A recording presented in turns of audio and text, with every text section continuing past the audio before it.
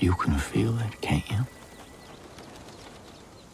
You can feel that we are creeping towards the edge.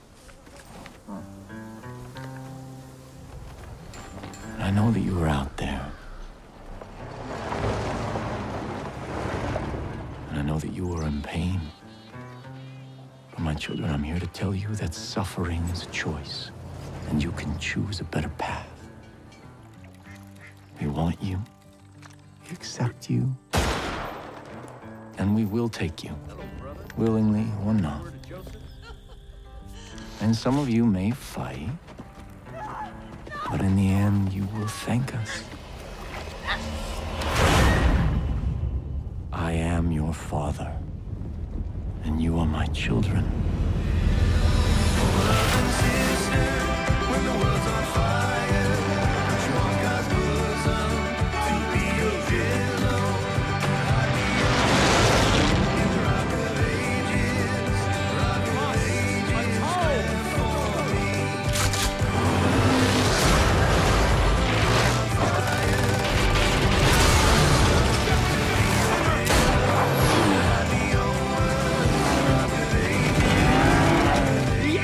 Upon us! I shall lead you to the gate, for you are my children and I am your father!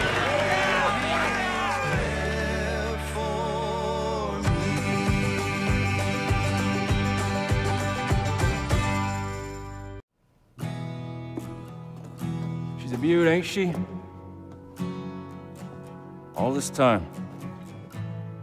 She ain't never let me down. I just hope she's around when he's old enough to fly. Ooh, my boy. I mean, I hope it's a boy. I just want him to fly her like I do. Not like my dad or my grandpa. They flew in the war, so I didn't have to. But now, I don't know if he'll ever have the chance. Not with these around here. People are scared, man. I may never have gone to war. If them Peggies come after my family, sure as hell we'll give them one.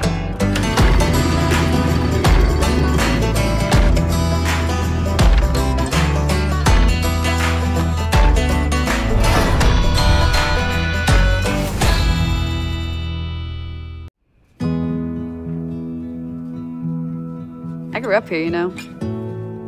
Had my first kiss out back with some dumb cowboy. Almost got caught by my dad. He loved this place. It wasn't all easy. But he always made sure that here, you could speak your mind. And then they showed up. We're here to help, they said. He believed them. And then they took my mom, my brother. And Dad was never the same. Now what? You wanna take this place too? No. This place is ours.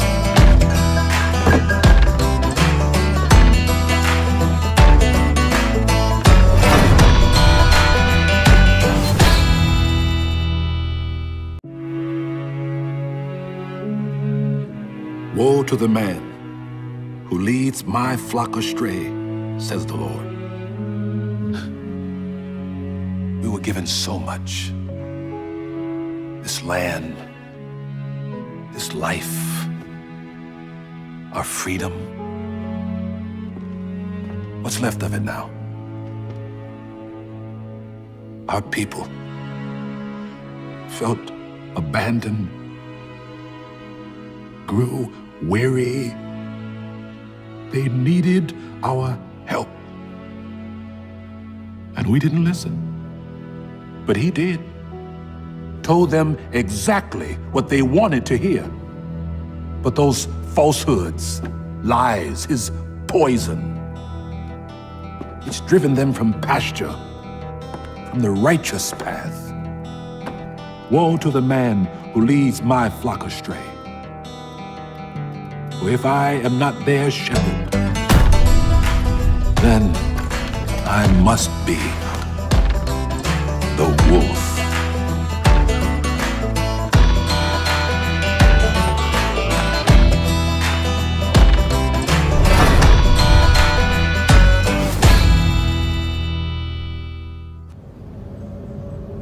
We kept this kind of longing to go to the States and bring Far Cry to the States, but it's not easy to do.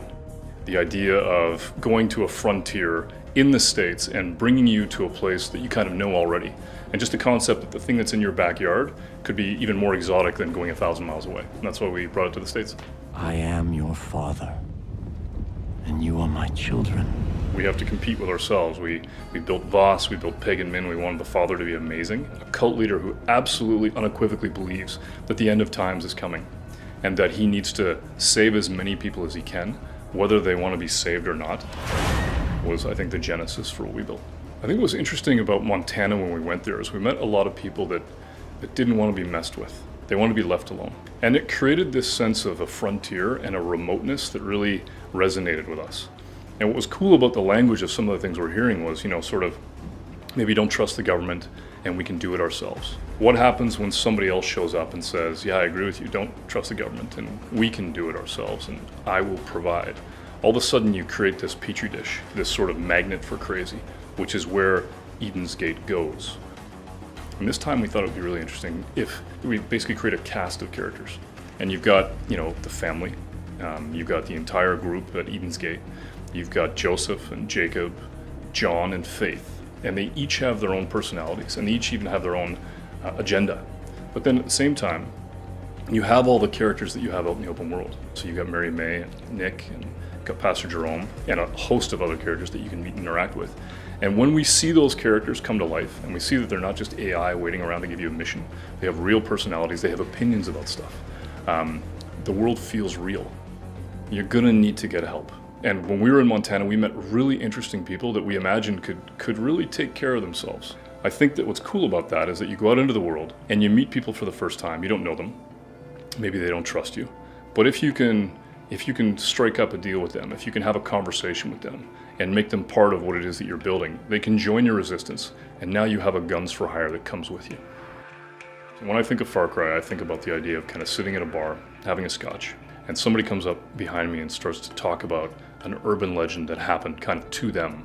And they're telling the story of survival in a frontier, and it's twisted, it's unique. That's what makes a Far Cry story. And if I can imagine myself at that bar, and I can hear that story and go, okay, we could build that, we could make that, that's a Far Cry. And I do that for all the projects that we work on. It's like, could that be real? And in this case, I think that bar is actually in Montana.